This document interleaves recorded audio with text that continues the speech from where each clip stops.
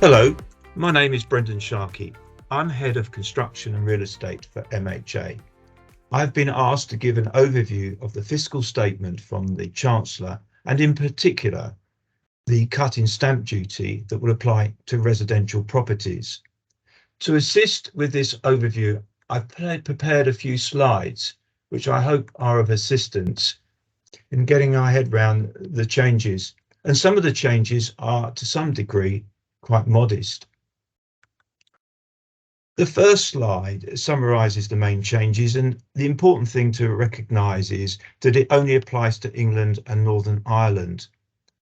I think for existing homeowners that maybe want to make a change and a move, the thing for them to appreciate is that nil rate band is moved from £125,000 to £250,000. And I'll come back to that change in a minute. The real uplift is for the first time buyers. The nil rate band has moved from 300,000 to 425,000, and the maximum value that this can apply to has moved from properties costing £500,000 to £625,000. So just looking at the implications for the existing homeowner, it's quite modest, really. They're going to get a saving of £125,000, £125,000 on their value. At 2%, that's £2,500. I think for the first-time buyer, I think they've got to look at this a bit more closely. We now know that the price has moved up to, or the exemption has moved up to properties that cost £625,000. And if we looked at a property costing £500,000, their first rate of £425,000 is nil, and that 75,000 comes in at 5%, so 3,750. So therefore, there is a saving for the first-time buyer.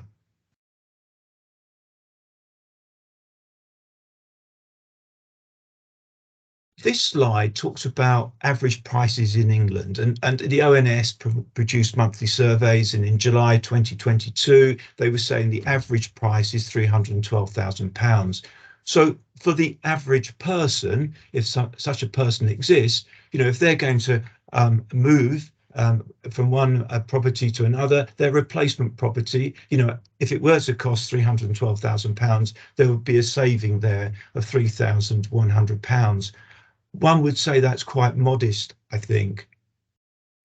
I think the other thing I must say is the cost or the value of properties over the last 12 months in England has increased by 16.4%. So, people are chasing an upward value here, and it's hard for some people to see how they can actually save money and put aside this requisite amounts to buy this property. So the stamp duty maybe doesn't have such an enormous effect as it has done in the past when we had that temporary holiday.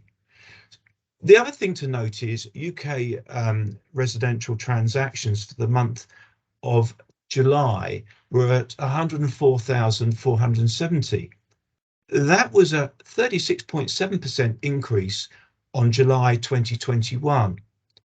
Admittedly, the rate of improvement or the rate of volume of transactions month on month has steadily declined, and at June, the increase for June 2022 versus 2021 was only 3.2%. However, house builders tend to be saying at the moment they still see a demand for housing and don't put up any obstacles for delivering the quantities that they are thinking that they're going to provide. My concern is the movement in interest rates, and this is where I think this could work against the government. If you take the average cost of a property, that's 312,000, and assume a 25% deposit is paid, that somebody's looking for a mortgage of 235,000. Well, a 1% interest per annum is £2,340 increase, and 2% is £4,680. So maybe the stamp duty, the incentive to move, may not be as there as the government would like to think. London is also different, as we know, and actually the prices in London are obviously somewhat higher, and they say there's 550,000. So somebody that's going to replace a home that's in London, the cost of a £550,000 house in terms of stamp duty is 15,000. The first time buyer now will be able to buy that property, provided it doesn't exceed 625,000, and their cost for a £550,000 house is £6,250. So, okay, good news for the first time buyer, probably not such an incentive for those that want to replace a home.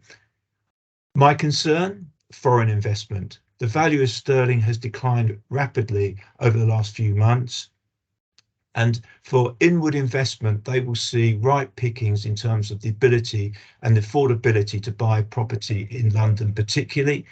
And one has also got to recognise the rental income streams in London, which were depressed a few months ago, have steadily picked up. So again, inward investment, very good buying opportunity, and that may work against house prices. I want to mention one other thought that I have, and that's this missed opportunity that I have been referring to from time to time. And that is my belief that downsizers, those over 65 for want of an age, are given an incentive to actually downsize their property and free up property that has been held by them maybe for many years as the family grew up, but actually is too big for their requirement. But in reality, there's no incentive for them to sell. I would like them to see an incentive for them to sell and to look to downsize. And if sort of the reliefs that are given to first-time buyers were given to retirement living accommodation, that may help that marketplace. It's stimulated a little bit in the southeast, but it's not widely used, retirement living. It's something other countries have developed more radically. Australia, America come to mind. And why do I ask for such a relief? Well, family homes tend to be in the centre of towns and cities. They're larger. If these could be made available, increase the stock, young families that are looking to move into these areas would have the property to go to. The downsizers would be able to find something that suits their requirements and actually would probably be a cheaper accommodation. There'd be more stock in the marketplace, there'd be more transactions, and overall there'd be, I would think, more uptake in stamp duty payable by the various parties. Yeah, for me, that was a missed opportunity. Hopefully you've got something out of this podcast in explaining what the stamp duty changes are. My colleagues in MHA are going to cover other aspects of the fiscal statement, and you can go to our MHA hub to obtain better and further particulars, and I do encourage you to do that. Thank you for listening, and I hope this has been of some help to you. Thank you very much.